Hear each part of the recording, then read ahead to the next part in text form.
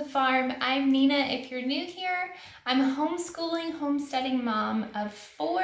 I'm married to Daniel, and here on my channel we talk all about homemaking, homeschooling, and homesteading. Today's video is a homeschooling video. It's an open collab with Abby at Rooted and Rest and Jessica at the Wallach Way. So don't forget to check out the playlist down in the description along with a link to their channels as well. So today I'm going to share with you my 5 tips of how to have a successful homeschool day. And I find this really funny because we started off our homeschool year having a really hard time to have a successful homeschool day. But these are some practices that I've put in place over the last 12 weeks of us doing school that have helped us move more smoothly through the day. Like I said, I have 4 kids, so we have an 8-year-old, a 6-year-old, a 5-year-old, and a 3-year-old. So I am schooling 3rd grade, 2nd grade, and kindergarten all at the same time, which can be very overwhelming and taxing.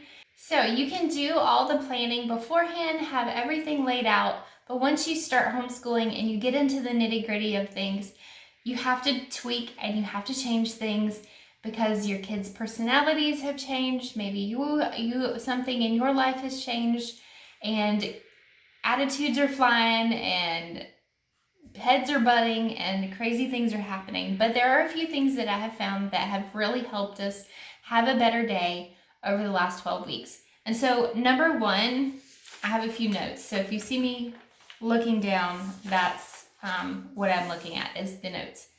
So number 1 is to start the night before. And what I mean by that is like preparing for school the day before. And that means for our family, that means going to bed at a decent hour. So we usually try to have our kids in bed by 8:30 the night before.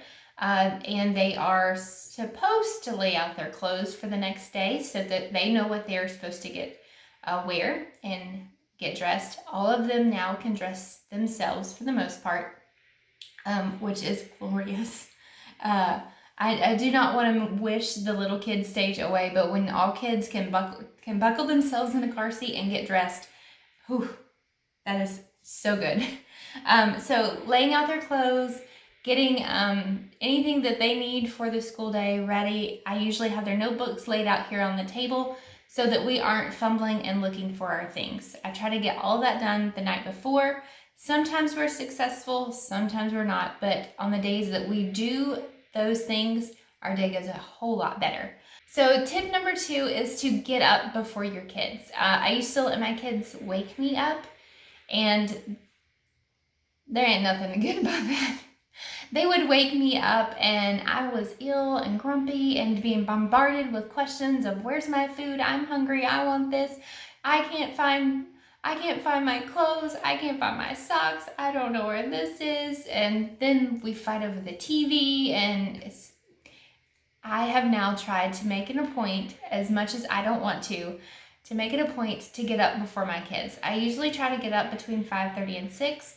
That way I have time to kind of chill out, get my bearings before I start the day. So during that time, I will have some quiet time, read my Bible or a devotional that I'm working through, or a Bible study.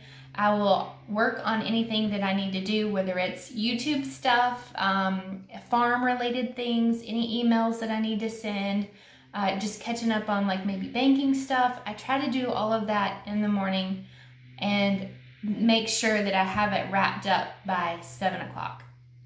And then also during that time, I will get ready as well. If it's a day where we have to go somewhere, I will take my shower, get dressed, put my makeup on, and that type of stuff, so that later on, when we're ready to walk out the door, I'm ready to go. Tip number 3 is just to have a set routine. We don't follow a schedule, like a time schedule, like we wake up at 7:15, we eat breakfast at 8, we start school at 8:30. We don't do that because every day in our house is a little bit different depending on what's going on and what that day entails. Days where we're home all day, we may start later than days where we have to leave in the afternoon. We are gonna start those days earlier so we make sure everything's done before we have to leave.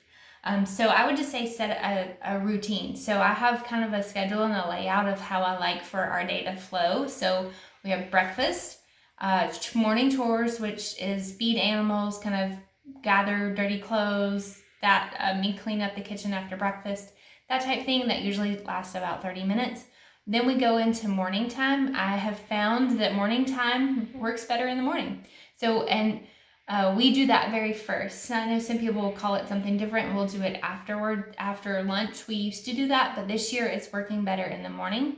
So we will move into morning time, which is our read alouds, our Bible, memory work, that type thing.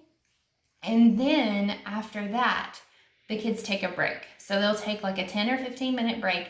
Then we go upstairs to do all of our individual work and any of our geography work that we have to do.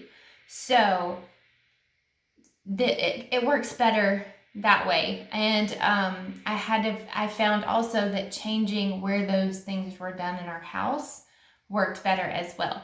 But they know the flow of things. So once we go upstairs, we work upstairs and then we come down. We aren't back and forth all day long.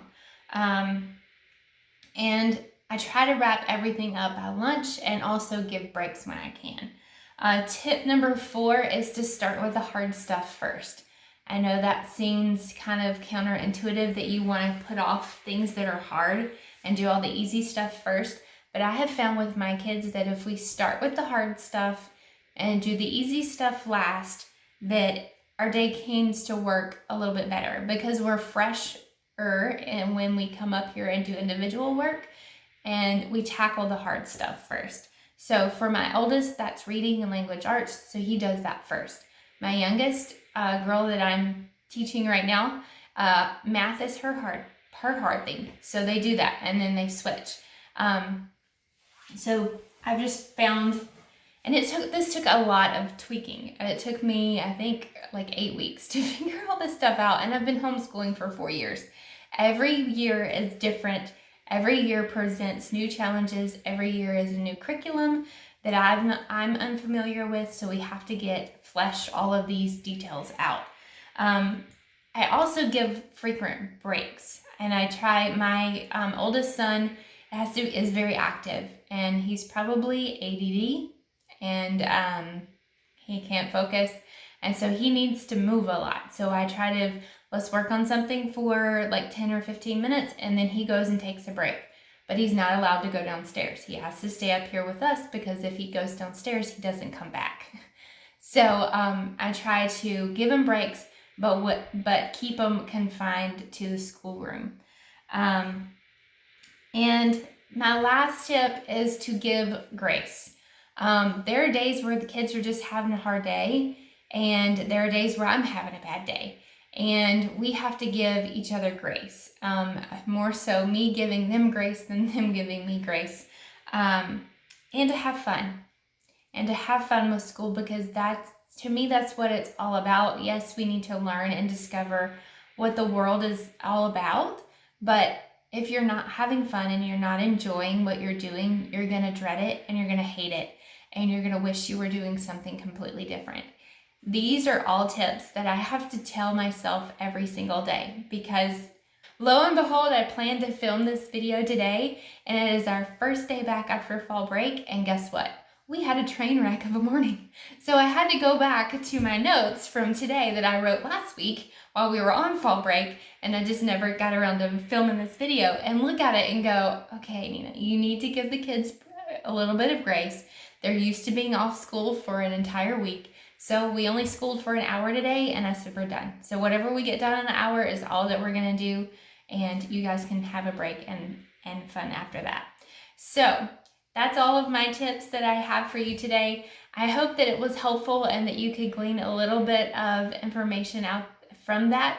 But just know that you are not alone if you're having a bad day or if it's not going the way that you wanted to. Even veteran, seasoned homeschool moms, even more so than I am, struggle with having bad days.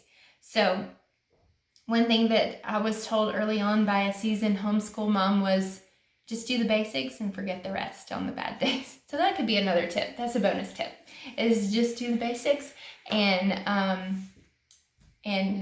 move on with your day. And try not to let it affect your mood for the rest of the day. But anyway, that's going to be it for today's video. I hope you guys enjoyed it. If you haven't already, please subscribe so that we can spend more time together. And if you enjoyed this video, please give it a thumbs up. And thank you again to Abby at Rooted in Rest and Jessica at The Walnut Way for putting this collaboration together. And I will catch you guys in my next video. Bye guys.